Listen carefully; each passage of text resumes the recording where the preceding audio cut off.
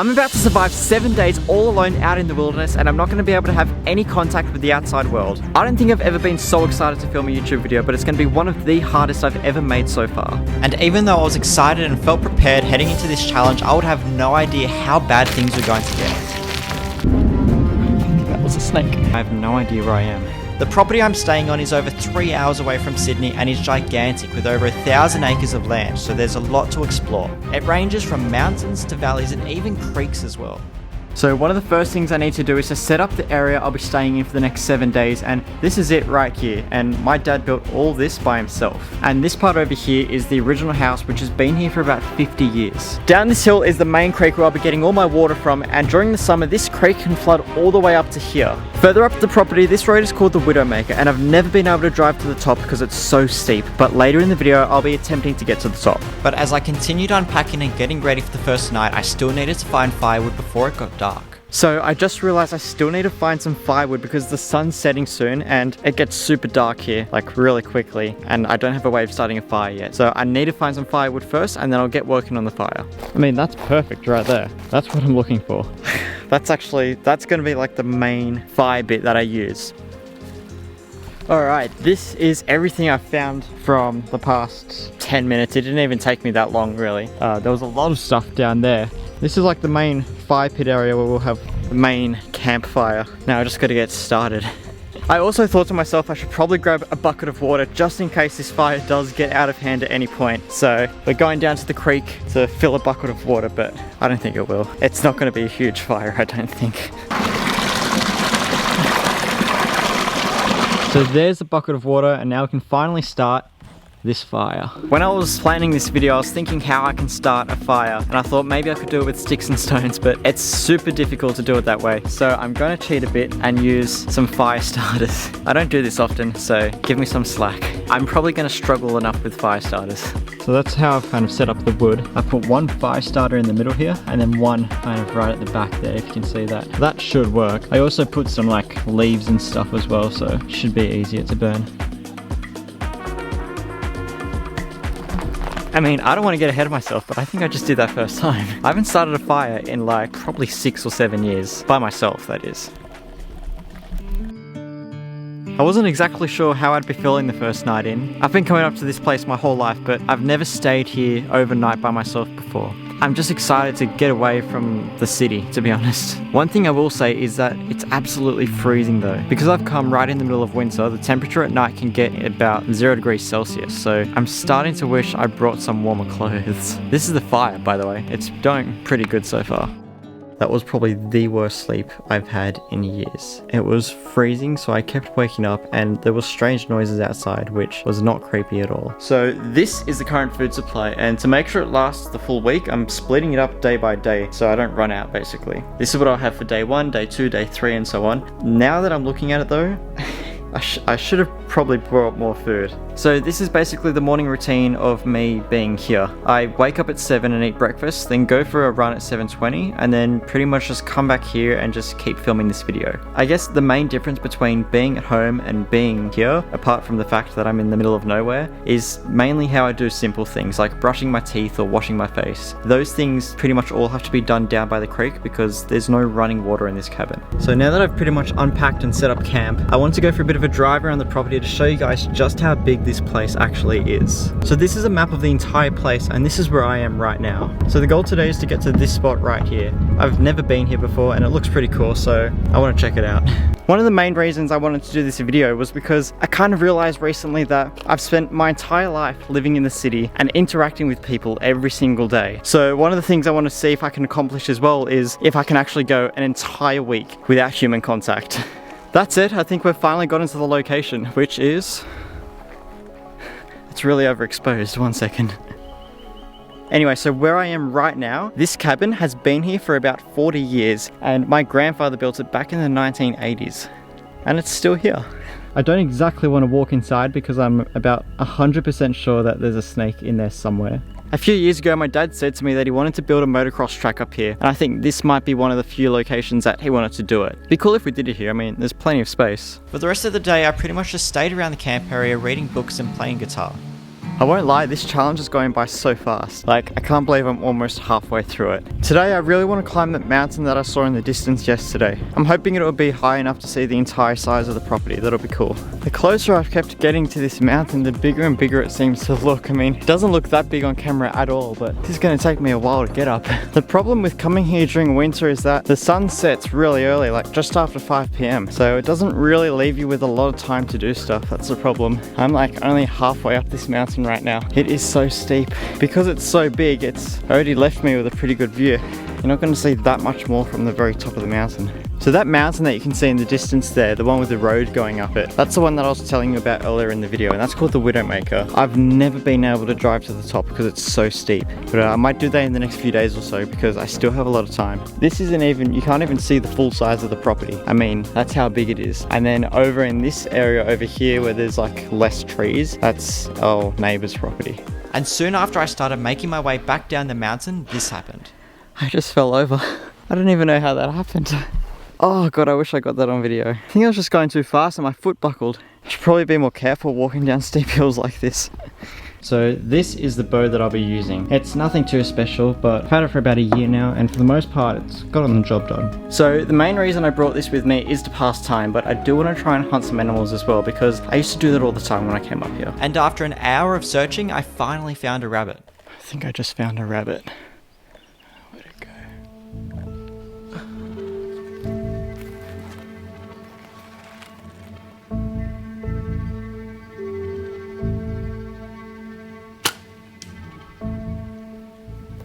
I missed. I was standing right here when I took the shot. It just moved right at the last second, and then as soon as the arrow landed near it, it just ran off down there somewhere. Yeah, there's the arrow. And I really thought I hit that for a second. It ran off down here as soon as the arrow landed. I'm sure there'll be more around. And as I continued hunting for rabbits, I soon realized that I was a long way from camp. I've been so focused on finding rabbits that I don't even know where I am right now. I mean, I don't even think I've been here before because I would recognize this thing here. And I've never seen that before in my life. I haven't been paying attention at all to where I've been going or how late it is. I came from this direction, but I don't even know where that was. I can't even remember how I got there. I haven't found a single rabbit since the one I missed before. I don't even know how I missed that. It was such a simple shot. To further complicate things, this whole area is going to be pitch black in about 20 minutes. I mean, I'm seriously considering the possibility of having to sleep out in the wild tonight with the foxes and snakes without shelter or anything, and I really don't want to do that. I mean, I don't even know if I'm going the right way right now. That's how lost I am. The further I continued walking, the darker it got, and I still had no clue where I was. I feel like I need to keep recording in case something happens to me. Not that anything will happen to me, but I don't know. I feel like I've lost my village in Minecraft and I don't know how to get back. Send help. What do? I don't know what to do. And as I was just about to give up hope, I heard something in the distance. Is that the creek? I think I hear water. I found the creek. I found the creek. That means, technically, if I follow this, it should lead me back to camp. I hope it's the right creek. It's getting really dark now compared to the last time I filmed anything. Still following the creek. I think it is going the right way. I hope it's going the right way, because if it's not, I mean, the sun's already set. You can kind of see the clouds behind me. Hopefully, the next shot is of me getting back to camp, because if it's not, then I've got a bit of a problem. I think I'm back. This is the right creek. Oh my god, I really thought I was gonna get stuck in the wild tonight. Yes! I don't know if you can see that, but that's the cabin. I probably don't realize it now, but that could have gone south real quick, especially if I was following the wrong creek. I'm starving, I need to go eat. And just as I thought that everything was going to be alright, this happened. I just realized I have almost no food left, which sounds crazy because it's only day 3, but I've got 1 apple and 3 granola bars left. I mean, it'll get me by for tonight and a bit tomorrow, but after that, I'm gonna have no food left, and there's still 4 days to go. And it was at this moment that I was really regretting not catching that rabbit. So this is what I have left of the current food supply. I don't know how I'm gonna make this last for another 3 days. That's my main concern right now. Probably have to go hunting again if I want to eat something, but this time I can't fail. I didn't mention it last night because it kind of felt unrelated to the situation, but I lost my camera battery yesterday as well, and I think it might have fallen out of my bag when I fell over on the mountain. So that's what I'm doing right now, going up here back to where I fell over to see if I can hopefully find my camera battery there. If it's not there, then I would have no clue where it is. It didn't rain last night, thankfully, so it should be okay, but it was freezing, so I don't know if that'll affect it, but anyway, we'll deal with that when we find it. I'm back where I fell. I can't find a camera battery anywhere though. I think it was around here somewhere. Ah, there it is. Oh, found it. It was right sitting underneath that, and I fell like right here. I'm glad I found that because these batteries are expensive. I could just stand here all day and look at this view, to be honest. I have to say, being up here, like seeing the actual view, it really changes your perspective after being down amongst all the trees. Like, there probably isn't a single person in this whole view right now. Like, where would there be anyone? I'm like all alone out here. And as I started making my way back to the car, I came across something I'd been dreading the entire time. Now begins the climb back down the mountain. I think that was a snake. I think that was a snake. I'm 99% sure I just almost stepped on a snake. Oh my god. I think that was a snake. It's in here somewhere. I want to get close, but... Oh my god. I almost just stepped on that snake. Oh my god. I want to get out of here. I mean, I probably would have been fine because I'm wearing these things which stop snake bites, but I still don't want to risk it. Alright. So this is the fire I've set up for tonight. I am absolutely freezing right now. I can't check on my phone because it's flat and there's like no reception here, but it's probably around 2 degrees Celsius. I hate this. I want to go home. I know I look really snug, but I'm freezing. Like, I should have brought warmer clothing. I'm also starving as well, and all I have left to eat is this one granola bar for the next 3 days. Getting to the point where it's just becoming unbearable. And to make things even worse, I'm completely alone. It's pitch black and there's nobody around. I wasn't going to say anything before, but this is definitely the longest I've gone without human contact. I can't even call or message anyone because I've got no reception here. For all I know, every single person on the earth could be dead except me, and I would have no idea. Like, that's how disconnected I am from society. Anyway, I'm probably going to go try and get some sleep so I don't have to put up with this cold much longer. So today is the first of the final few days that I have nothing to eat at all. I hate this. I want to go home really badly, but challenge must go on. Starting the day by the creek. That's a good thing. I still have running water at least, so I can still drink. Even though it looks brown, it's quite clean. I honestly thought this would be a great idea for a video, like being out in the wilderness, but I don't know. Being out here, it's a whole different thing. I guess it has some sort of allure to it. It draws you in. The solitude, the challenge of it all. And now that I'm out here, it's like a whole different feeling. I mean, the reality of being in the middle of nature, in the middle of nowhere, has a way of stripping you down and really pushing you to your limits if you don't know what you're doing. And I'm well outside my depths now. So I've finally arrived, and this is one of the main places I wanted to come to when I was here. We call it the Widowmaker because someone died on this road about 50 years ago. It's cool once you really get into the deep bush as well, like where the cabin is and everything. You don't really see, you see some sheep and some kangaroos and that's it, but there's so many different animals out here. I mean, kangaroos out here as well, goannas, wild foxes. So this road, I tried to drive up it about 6 years ago, and I got halfway up and I got stuck. And it was one of the most terrifying moments of my entire life. I had to reverse back the entire way down the mountain. I genuinely thought the car was going to flip and I might have died, but luckily that didn't happen. So the first time I went up the Widowmaker was about 10 years ago, and there was this big rock right at the top, and I pushed it down, and there it is, still sitting right there. All these years later, that's been there for a long time.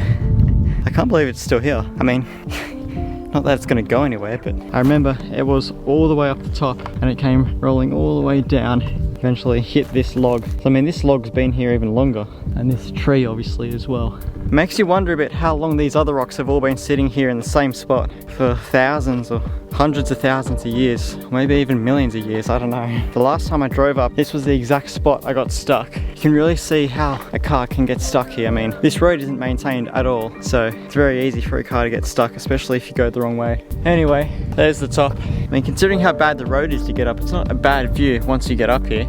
So the crazy thing is, once you get to the top of the Widowmaker, which is already a huge mountain in itself, there is yet another, even bigger mountain right there. Anyway, I'm going back down, I'm bored.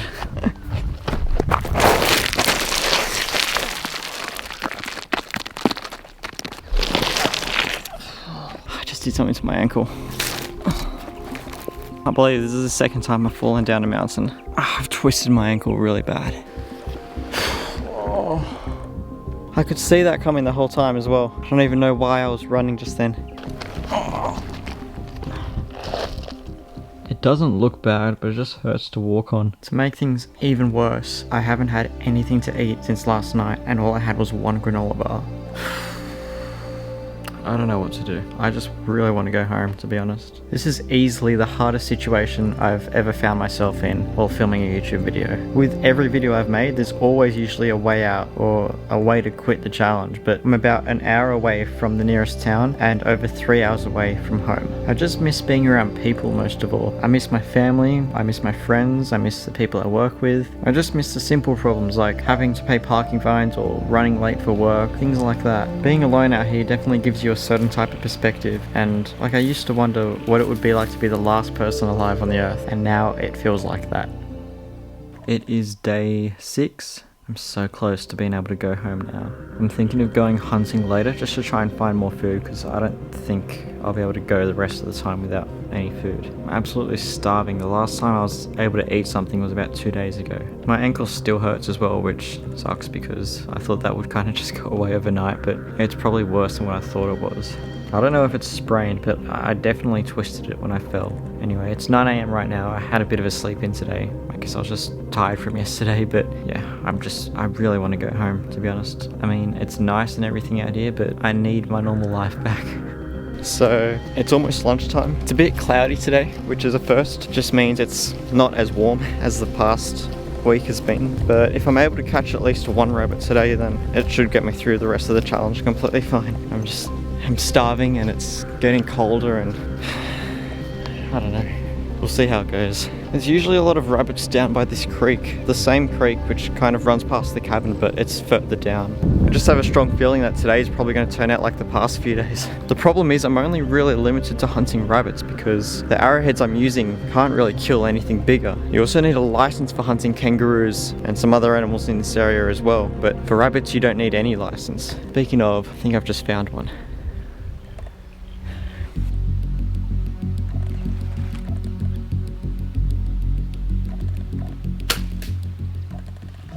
I missed that one by quite a bit. It was a bit further than the last one though. Alright, I've just noticed 2 more down here as well. I don't know why they all come around this area, but they all seem to congregate together. It's gonna be quiet.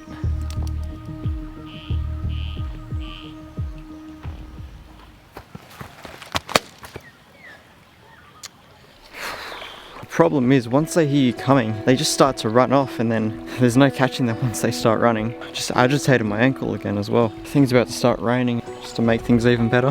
Can't lie, this is all going to disaster. I forgot how hard it is to hunt rabbits. I mean, the main reason I wanted to do this was to kind of prove my independence from parents and society and all that, but it just feels like I'm failing in every single way right now. I've run out of food, gotten lost, injured my ankle, and I can't even catch a single rabbit. I mean, it's hard not to feel like a failure, but I guess that's part of the challenge or something, I don't know. And just as I thought things couldn't possibly get any worse, as I was packing up to prepare to leave the next morning, my car wouldn't start.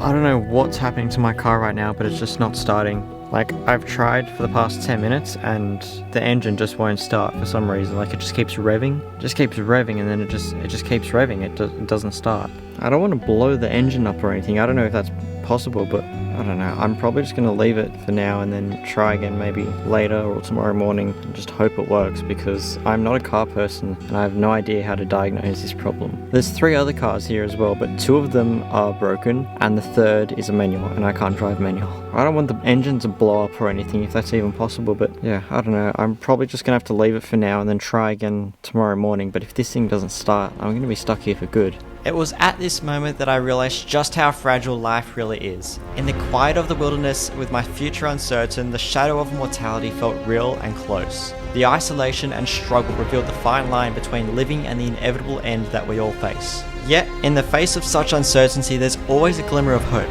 Alright, I really hope this works. Here we go.